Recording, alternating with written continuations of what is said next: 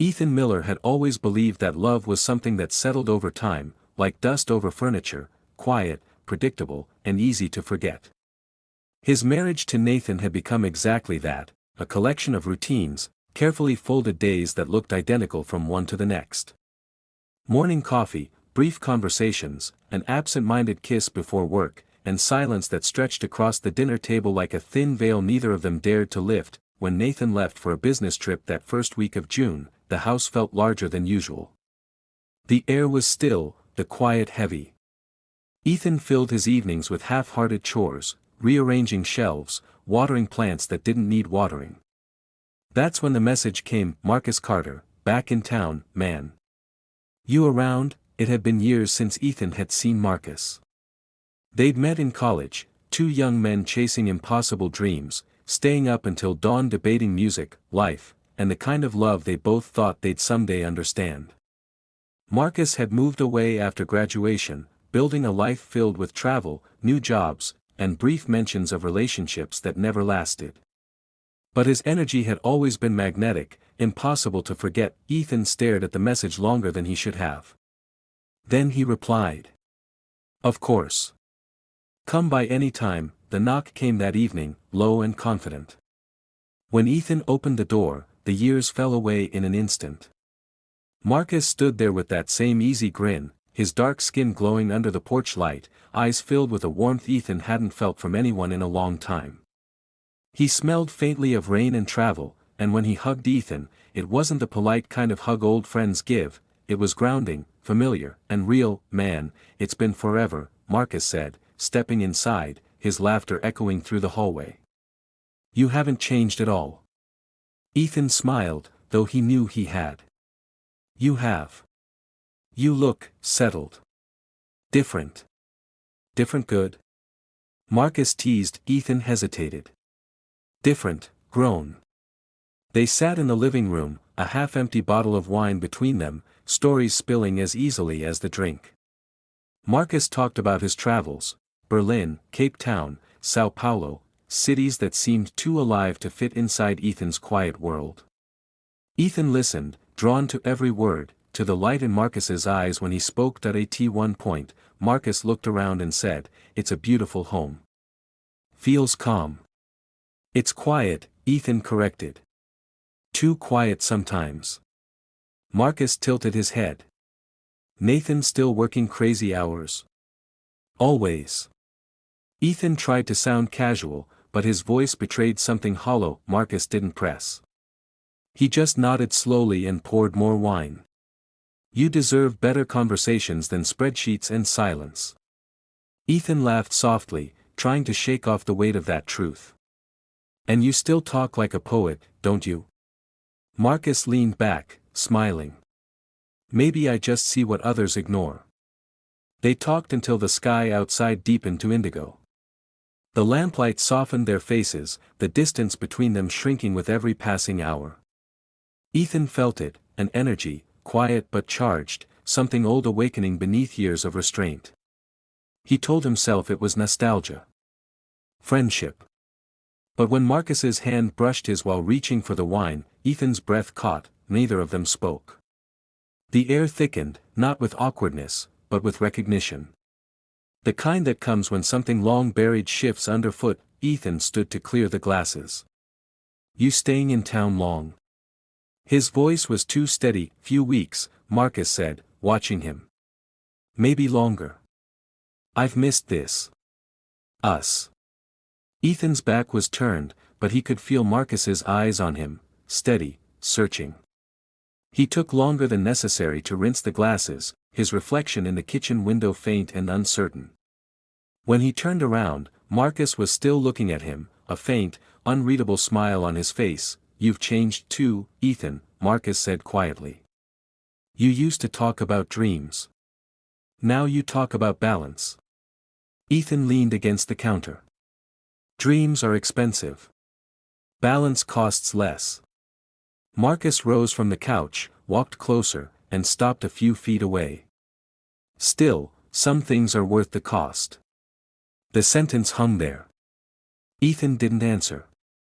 The sound of the clock ticking in the next room filled the silence between them. When Marcus finally left, the door clicked shut softly, leaving behind the scent of his cologne and an ache Ethan didn't want to name that he wandered through the house afterward, aimless, restless.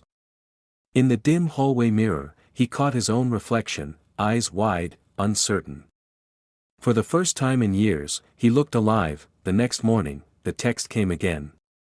Forgot my jacket. Mind if I drop by later? Ethan typed sure before he could think twice. Marcus arrived that afternoon, sunlight spilling in through the kitchen window. He wore the same easy smile, though something in his gaze was heavier now. They found themselves fixing small things around the house, tightening a loose shelf, changing a flickering bulb. It was ordinary work, yet every movement between them felt deliberate. As they worked side by side, Ethan noticed how close their hands came when passing tools, how easily laughter returned between them. Every smile lingered too long. Every glance said more than words dared to. After they finished, they sat on the back porch, the air warm and still. Marcus leaned back in the chair, eyes half closed. Feels like we never lost touch, he said. Maybe we didn't, Ethan replied softly. Marcus turned to him. You ever wonder how life might have been different? Ethan met his gaze. All the time. There was a long pause. Marcus nodded slowly. Then maybe it's not too late to feel something real again. Ethan's heart stuttered. Marcus, I'm not asking for anything, Marcus said quickly, voice calm but low. Sometimes friendship becomes something else. You can fight it, but that doesn't mean it's not there. Ethan couldn't speak. The sound of wind in the trees filled the silence, soft and relentless. Marcus stood, brushing imaginary dust from his jeans. I should go. Ethan followed him to the door, the space between them taut with unspoken things. Marcus paused on the threshold, eyes meeting his one last time. Good night, Ethan, he said quietly. Good night. The door closed. The echo of it seemed louder than before. Ethan stood there, motionless, his pulse thrumming in his ears. Outside, the evening sky deepened to the color of bruised gold. He didn't know what frightened him more, the idea that Marcus had crossed a line, or that part of him wanted to follow. That he turned off the lights one by one, the house dimming into silence. Yet somewhere inside that quiet, something had awakened, something that would not easily sleep again. The following morning began like any other, but everything felt slightly off, like the world had shifted a few inches to the left while I wasn't looking. I went through the motions, coffee, emails, meetings, polite small talk. But every time Marcus walked past my desk, the air tightened around me. He seemed composed, maybe even more so than usual, but I noticed the small tells, the brief pauses before he spoke, the way his fingers drummed softly against the folder he held. It wasn't guilt, exactly. It was awareness. The same awareness that now lived between us, silent and alive. By afternoon, I had convinced myself it would fade. It had to. We hadn't crossed any visible lines, and people forget fleeting moments when they want to. I was sure Marcus wanted to, but then, as I packed my bag that evening, I heard his voice. Ethan, a minute. He stood by his office door, expression calm but eyes shadowed. I followed him in, closing the door behind me. The soft click sounded louder than it should have. He didn't sit behind his desk this time. Instead, he leaned against it, arms folded. I told Liam you helped me home that night, he said evenly. I thought he should know. My stomach tightened. That's good. You didn't have to, but honesty's always best. He nodded. Yeah. He asked what we talked about. I told him I barely remembered. Something inside me stung at that, though I wasn't sure why. Maybe because I remembered every word. Marcus continued quietly. He said he was glad I had someone to count on at work. Said you must be a good person. I didn't know what to say, so I just nodded. The silence stretched between us, heavy but not uncomfortable, just real. He sighed. I've been thinking a lot about that night, Ethan. About what I said. I was drunk, but not so drunk I didn't mean some of it. I met his gaze. You don't have to explain. It's not my place to, I do, he interrupted gently. Because it wasn't fair to you. He ran a hand through his hair, exhaling slowly. You didn't ask for any of that. And I don't want you carrying it like a secret. You've done nothing wrong. His voice was calm, but I could feel the weight behind it, the struggle to keep emotion contained. I wasn't hurt by it, I said quietly. If anything, I understood. His eyes softened. That's exactly what makes it harder. We stood there for a long moment, the low hum of the air conditioner filling the silence. He looked tired again, the same kind of tired I'd seen when he'd sat on his couch, talking about pretending through life. I'm trying to fix things, he said finally. With Liam. We've been distant. I don't want to lose him. The words landed with quiet finality. I nodded, throat tight. You shouldn't. He sounds like a good man. He is, Marcus said softly. And I've been a coward. I wanted to tell him he wasn't, but maybe he was right. We all were, sometimes. Afraid to ruin what we built, even when it stopped feeling like home. Marcus, I said, my voice steady, you don't owe me an apology for what you felt. People can't always control what they feel. Only what they do with it. He looked at me for a long time, expression unreadable. You're wiser than you should be at your age. I smiled faintly. I've had good teachers. A flicker of something, gratitude, sorrow, maybe both, crossed his face. Ethan, I think it'd be best if we kept things simpler between us. Professional. At least for a while. I'd expected it. Still, hearing it made something inside me sink, slow and heavy. That makes sense. He nodded. You're good at your job. I don't want to make it harder for either of us. The conversation ended there, but his tone lingered in my chest long after I left his office. Days passed quietly. He kept his word, professional, polite, distant. I did the same. We spoke only when necessary. But sometimes I'd catch him looking out his office window during late hours, his expression somewhere far away. I never asked what he was thinking. Some silences are better left untouched. A week later, I found a note on my desk. His handwriting, precise, slanted, confident. Thank you for being there when I wasn't myself. You reminded me of something I'd forgotten, that honesty doesn't always destroy, it sometimes saves. Take care of yourself, Ethan. No signature, but it didn't need one. That night, I stayed late at the office. The city lights glimmered outside, reflections rippling across the rain-slicked windows. For a moment, I imagined Marcus walking through the door again, tie loosened, asking if I ever got tired of being the reliable one. But the image dissolved as quickly as it came. Maybe that was the lesson, we're all temporary chapters in someone else's story. Sometimes we leave a mark, sometimes just a page turned too quietly to notice. When I finally shut down my computer and stepped outside, the rain had started again, soft and steady, like the night it all began. I walked without an umbrella, letting the water soak through my shirt. The air smelled of wet asphalt and something bittersweet I couldn't name. That I thought about Marcus and Liam, how they might be talking right now, maybe rebuilding what had cracked. I hoped they were. Despite everything, I wanted him to be happy. Somewhere deep down, I also knew I'd miss him, not the boss, not the man who apologized, but the version of him that existed only in those quiet, suspended moments.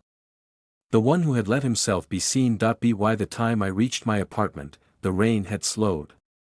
I poured a glass of water, stood by the window, and watched the city blur through streaks of moisture. It felt almost poetic, the same rain that had begun this strange, unspoken chapter was now washing it away. Maybe that was what closure really was, not forgetting, but learning to stop rewriting the same night in your head. That I picked up my phone, opened our last email thread, and hovered over his name for a moment. Then I closed it. Some stories don't need an ending, they just fade when they're ready. As I turned off the lights and lay in bed, I could still hear the soft echo of his voice, steady, tired, human.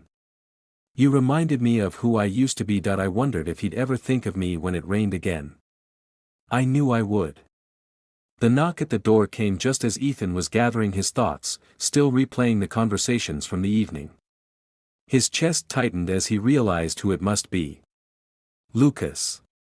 He hadn't expected him to return so soon, and the sudden thought of his presence filled the apartment with a tension Ethan hadn't anticipated. He smoothed his shirt, took a deep breath, and opened the door. Lucas stood there, a faint smile attempting warmth, but Ethan could see it faltering under his eyes. There was an unspoken weight between them, the kind of pause that carries more meaning than words ever could. Lucas stepped inside, brushing past Ethan with practiced ease, yet the air between them crackled with the awareness of what had shifted. "Hey," Lucas said softly, his voice calm but edged with something Ethan couldn't immediately identify. "I got back earlier than I thought. How was your weekend?" Ethan swallowed, suddenly aware of the irregular rhythm of his heartbeat. "It was fine," he said cautiously, knowing that the single word could never fully convey the mix of emotions he had experienced. Lucas raised an eyebrow, noting the hesitation, the subtle avoidance of eye contact. He wasn't unaware of the undercurrents. Lucas rarely was fine. Lucas repeated, his tone lighter now, but his gaze sharpened. "You've been spending time with Noah and Ryan, haven't you?" Ethan hesitated. The truth was simple yet heavy. He had been with them, and the bond he had felt, the ease of understanding, had been undeniable. "Yes," he admitted quietly, his voice almost a whisper. "We talked, a lot." Lucas's eyes darkened, not with anger but with a shadow of hurt that Ethan had never wanted to see. He stepped closer, and the distance between them felt charged, as if every unspoken word were a thread pulling tight between them. "A lot?" he asked, carefully, deliberately. Did anything happen?" Ethan shook his head immediately. "No, nothing like that," he said, trying to assure him. "It's just conversation." They listened, and I don't know, I felt heard. I needed that. Lucas nodded slowly, the tension in his shoulders easing slightly, yet his expression remained unreadable.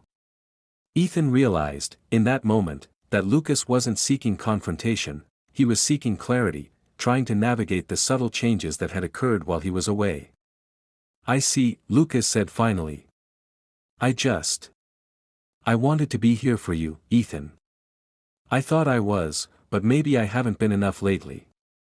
Ethan felt a pang of guilt, heavier than any physical action could produce. It wasn't Lucas's absence that caused this tension, it was the emotional shift that had occurred in response to that absence. "You have been," he said softly. "You've always been enough. But sometimes I need someone to see me the way I am, in ways that aren't always obvious."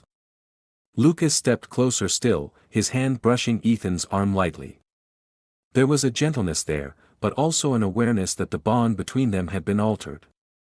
"I don't want to lose what we have," he said, almost as if speaking to himself. "But I can see that things have changed, even while I was gone." The room felt smaller now, charged with the unspoken confessions that lingered between them. Ethan realized that this was the moment that would define the next chapter of their relationship, the point at which honesty, vulnerability, and consequence intersected. He wanted to reach out, to bridge the subtle gap, but he also recognized the necessity of acknowledging the truth. "I don't know how to fix it," Ethan admitted, his voice barely audible. "I didn't do anything wrong, not in the way you think.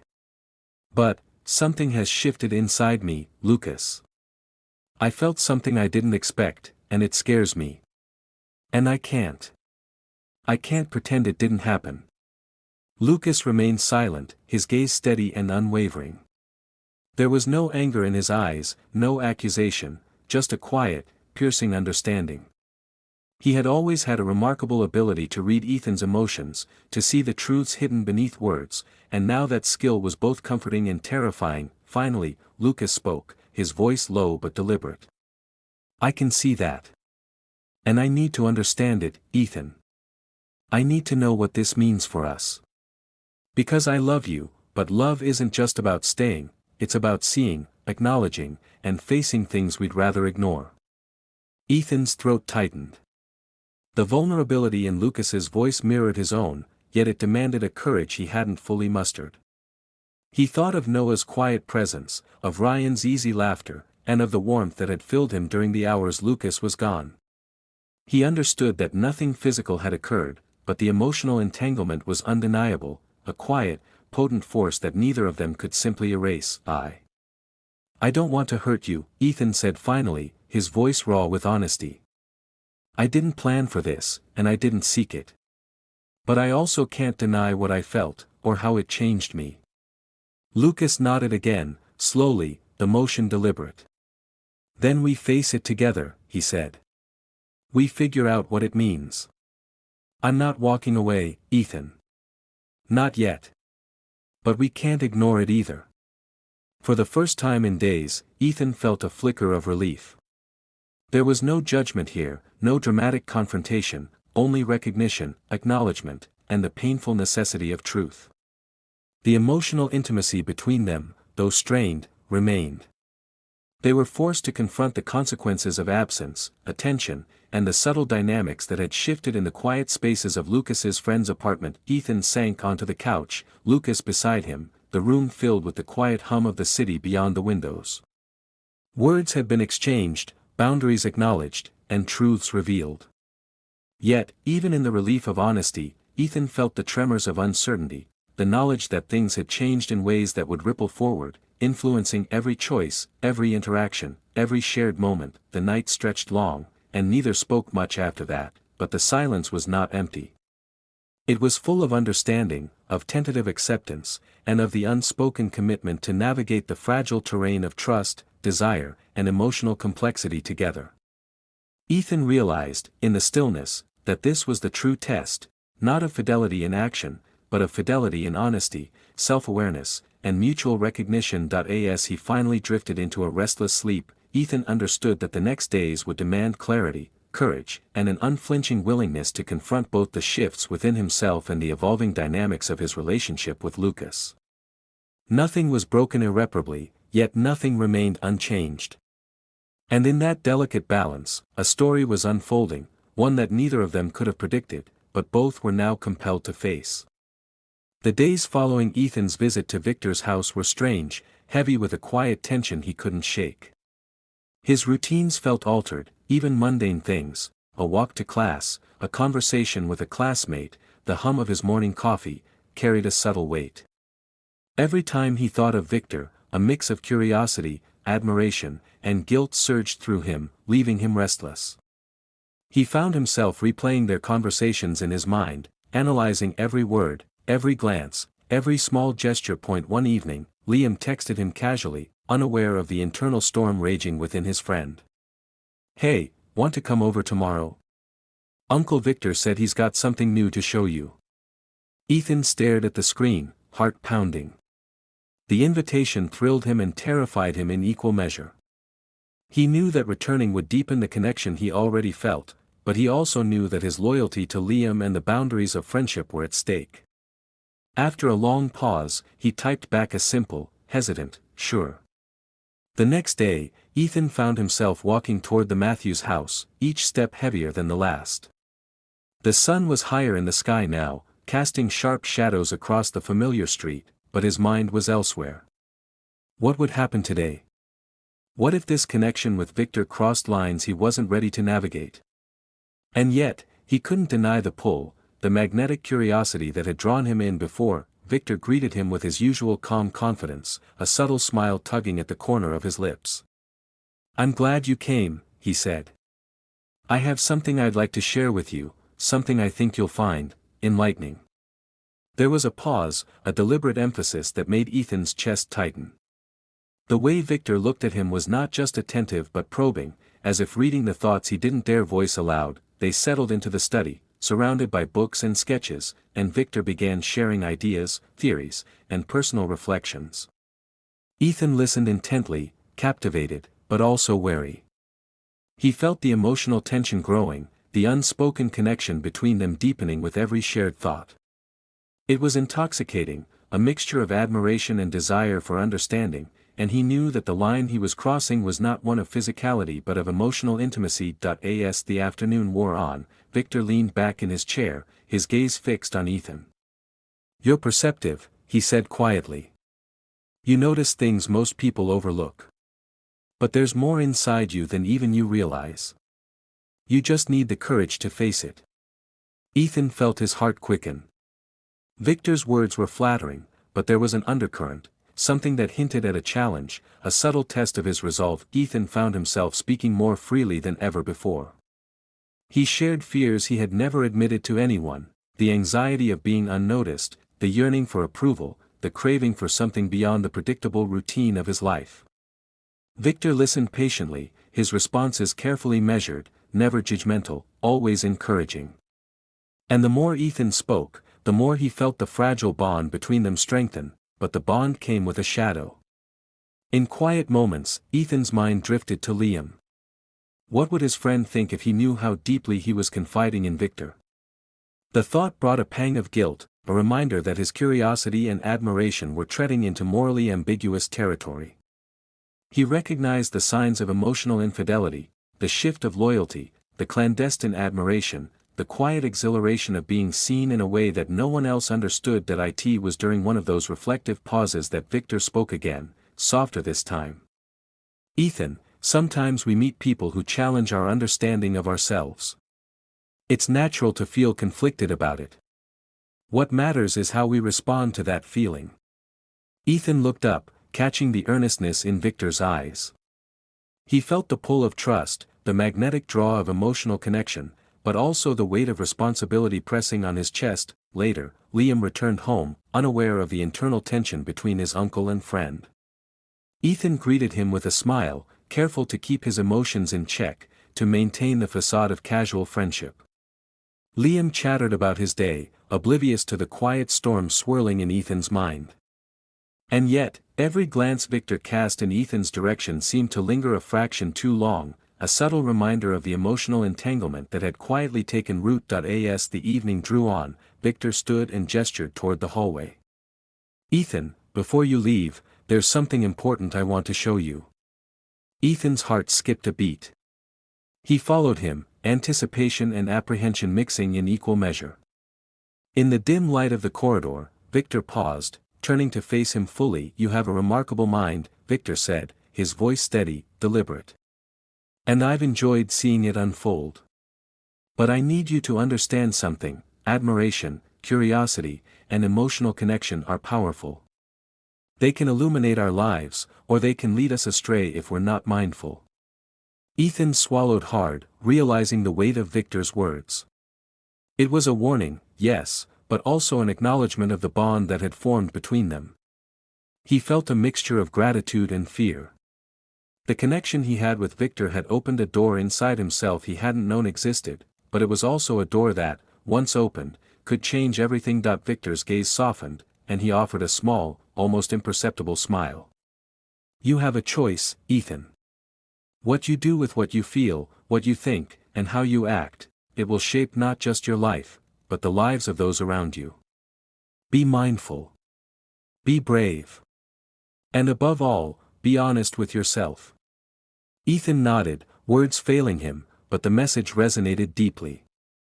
He felt the gravity of the moment settle into his chest.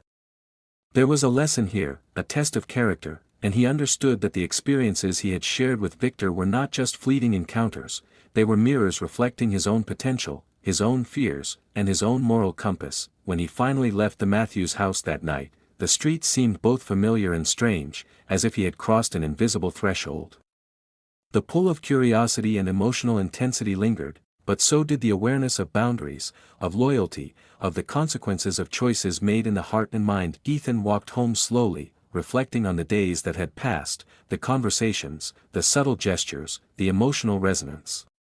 He realized that Victor had challenged him not just to think, but to feel deeply, to confront emotions he had long suppressed.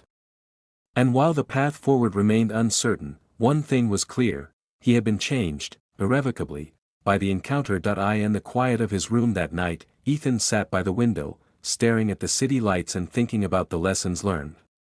Emotional bonds, he understood now, were just as powerful as any other connection. And the choices he made, the way he navigated loyalty, curiosity, and admiration, would define not just his relationships, but who he would become. As sleep finally claimed him, a faint smile touched his lips, not of certainty, but of understanding. Life had shifted in subtle, profound ways, and Ethan Parker knew that the journey he had begun was only just beginning. The unknown lay ahead, charged with possibility, suspense, and the quiet thrill of discovery.